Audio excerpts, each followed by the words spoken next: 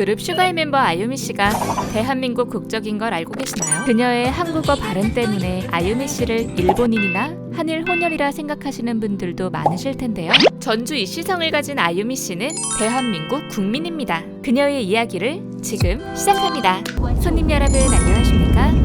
오늘도 저희 채널을 이용해 주셔서 감사합니다. 아유미 씨는 일본 도토리시에서 태어났습니다.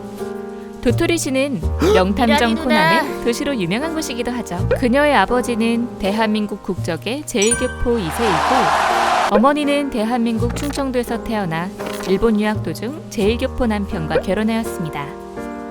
즉, 아유미 씨는 대한민국 국적을 가지고 태어난 제일교포 3세입니다. 그녀의 어머니는 일본에서 태어난 아유미 씨가 한국인이라는 이유로 일본인들에게 차별을 받거나 정체성에 혼란을 느끼지 않도록 집안에서는 주로 일본어를 사용했다고 합니다. 일본에서 다른 일본 아이들처럼 평범한 유년기를 보내던 아유미 씨는 우연한 기회를 통해 당시 인기 있던 한 아이돌 그룹에 빠지게 됩니다. 그 그룹은 바로 한국의 H.O.T입니다. 급기야 H.O.T의 공연을 보기 위해 아유미 씨는 외할머니 집이 있던 한국으로 향하게 됩니다. 이 공연은 아유미 씨에게 단순한 공연 그 이상의 의미를 가지게 되는데요. 그 이유는 공연에서 돌아오는 길에 한국의 연예 기획사의 길거리 캐스팅이 되기 때문입니다. 어릴 때부터 가수를 꿈꾸고 한국의 아이돌을 좋아했던 그녀에게 인생에서 처음으로 행운과 기회가 찾아온 것입니다. 하지만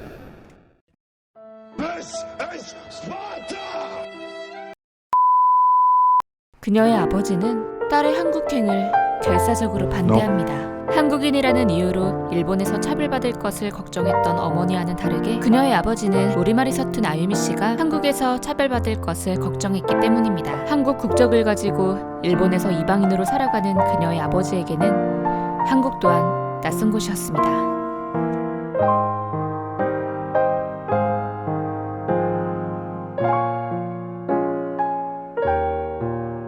하지만 부모는 꿈을 가진 한 소녀를 결국 막을 순 없었습니다.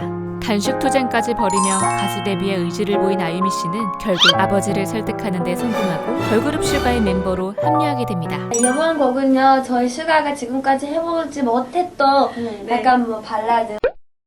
그녀의 발음은 오히려 한국에서 귀엽다는 평을 들으며 그룹 활동뿐 아니라 각종 예체능 방송에서도 활약하게 됩니다.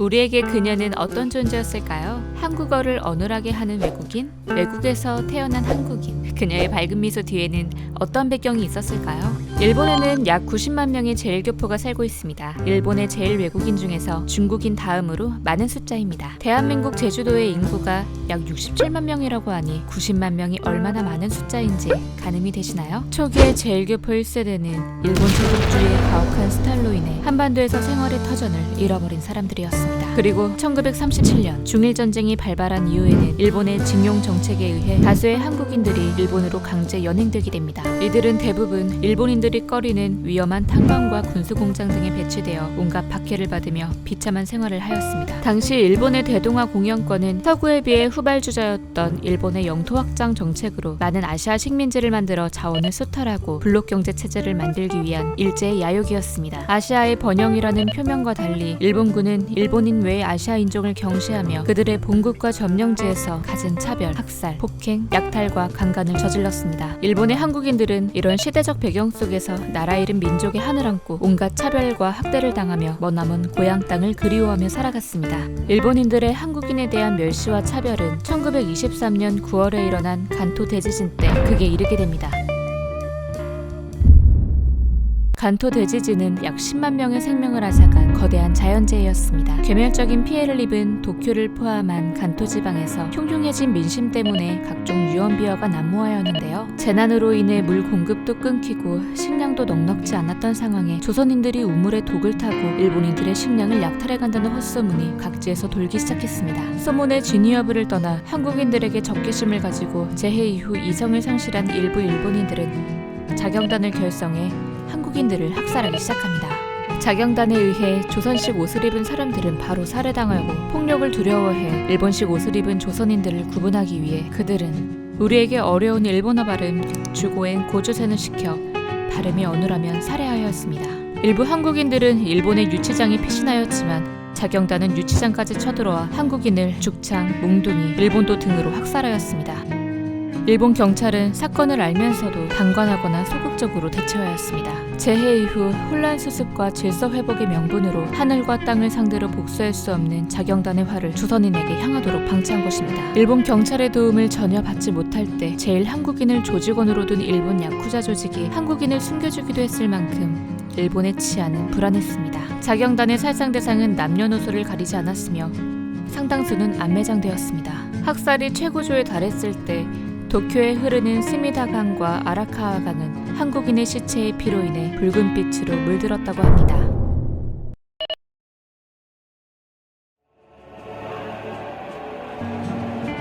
(1945년 8월 15일) 드디어 일제가 패망하고 우리나라는 기나긴 식민 통치에서 벗어나 독립을 맞이하게 됩니다. 하지만 일본에 거주하던 조선인들 중 일부는 고향으로 돌아올 수 없었습니다. 수많은 인구를 받아들이기엔 독립 직후 우리나라의 힘은 미약했고 한국으로 돌아올 뱃삭조차 없던 제일교포가 대부분이었습니다.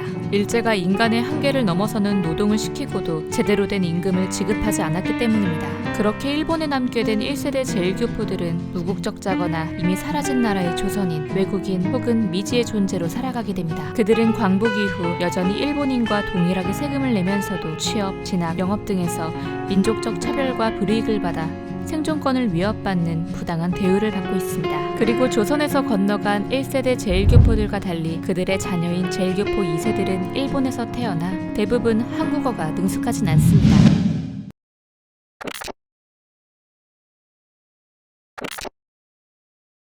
일본에서 조센진이라는 차별을 받고 자란 일부 제일교포 2세들은 일본 귀화의 유혹을 뿌리치고 한국 국적을 유지하며 아버지 어머니가 태어난 우리나라를 마음의 고향으로 여기고 살기도 하는데요. 일본에서 태어난 제일교포 2세의 어눌한 한국어는 본국의 일부 한국인들에게 또 다른 차별의 대상이 됩니다. 1974년 사회 봉황대기 야구대회 때 일부 제일교포 학생들은 어른들의 도움으로 드디어 부모의 나라, 일본인들이 그렇게 미워하던 내 피와 같은 피가 흐르는 사람들의 나라를 방문하게 됩니다. 이때 제일교포 학생들의 체류비를 마련하기 위해 고군분투하던 오사카 태생의 한재우 씨가 한 제일교포 야쿠자를 만난 일화가 전해지는데요. 복부의 총알을 맞고도 야쿠자 간 전쟁을 지휘했던 오사카에서 회자되는 이름난 야쿠자와의 첫 만남에 한재우 씨는 긴장되었지만 나지막히 말했습니다.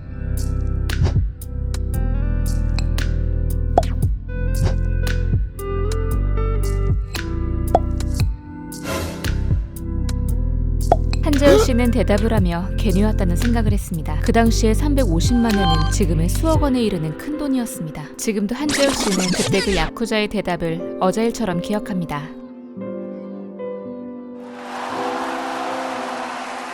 온갖 총칼 싸움으로 피 흘리고 살아간 냉혹한 야쿠자가 모국이란 말만 들으면 눈시울을 붉혔을 만큼 그들에게 고향 땅은 특별한 의미였습니다. 그는 죽는 날까지 제일동포 야구단의 한국 방문에 피와 맞바꾼 돈을 쾌척하였습니다. 그렇게 어렵게 참가한 1974년 봉황대기 고교야구 대회에 한재우 씨와 선수들은 들떠 있었습니다. 처음 고국 땅을 밟은 그들에게 꽃다발을 안겨주고 숙소 앞까지 찾아와 토종닭을 안겨주기도 한 동포들을 통해 처음으로 반쪽이 채워진 기분을 가진 선수도 있었습니다. 일본에서 외국인으로 차별받고 무시당하며 살았던 아이들에게 한국은 애증의 대상이었습니다. 왜 내 나라는 힘이 약해서 우리 아버지 어머니가 타국에 끌려왔을까? 우리가 그렇게 핍박받을 때 나를 지켜준 나라는 있었을까? 하지만 그들에게 처음 와본 한국은 그냥 그대로 충분했습니다. 나와 같은 피를 가진 사람들이 있는 곳이었으니까요. 일부 학생들은 대회가 끝나고 일본으로 돌아가 방에 태극기를 붙이기도 하고 처음으로 부모님에게 한글로 아버지 사랑합니다 라는 편지를 건네기도 했습니다. 그런 제일교포 학생들에게 고국에서의 기억은 밝기만 하지는 않았습니다. 봉황대기 결승까지 진출에 성공한 긴장되는 1회 초 상대 관중석에 이상한 야유 소리가 들리기 시작합니다.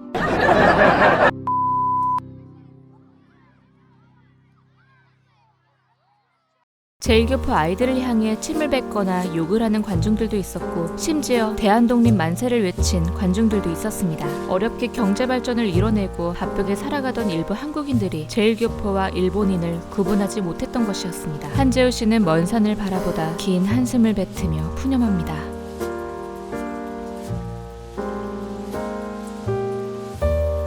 우리나라의 역사는 길고 유구합니다. 그 긴 시간 동안 우리는 서로 돕기도 하고 서로를 미워하기도 하며 때론 남에게 침략받기도 하고 그렇게 살아왔습니다. 과거 타국의 침략으로 인해 타의로 만들어진 존재 제1교포. 우리에게 그들은 어떻게 기억되면 좋을까요? 그냥 외국에서 태어난 낯선 사람들, 한국어 발음이 어색한 사람들. 선택은 결국 각자의 몫이지만 적어도 우리가 그들을 잊어서는 안 되지 않을까요? 흰 쌀밥에 미역국 김치를 먹으며 어머니를 어머니라 부르는 사람들. 세종대왕을 기억하고 이순신 장군을 자랑스러워하는 사람들. 외국에서 태어나 그 나라의 국적을 가질 수도 있었지만 여전히 한국인으로 살아가는 사람들. 적어도 우리가 그들의 뿌리를 같이 기억하면 어떨까요?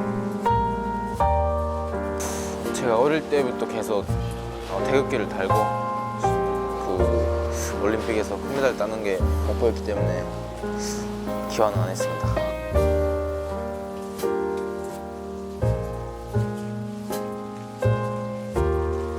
첫 이야기라 더욱 긴장하며 들려드렸는데요. 아직 많이 부족하지만 긴 영상 들어주셔서 정말 감사합니다. 영상이 유익하셨다면 구독, 좋아요, 알람 설정 부탁드리겠습니다. 다음은 더 좋은 이야기로 돌아오겠습니다.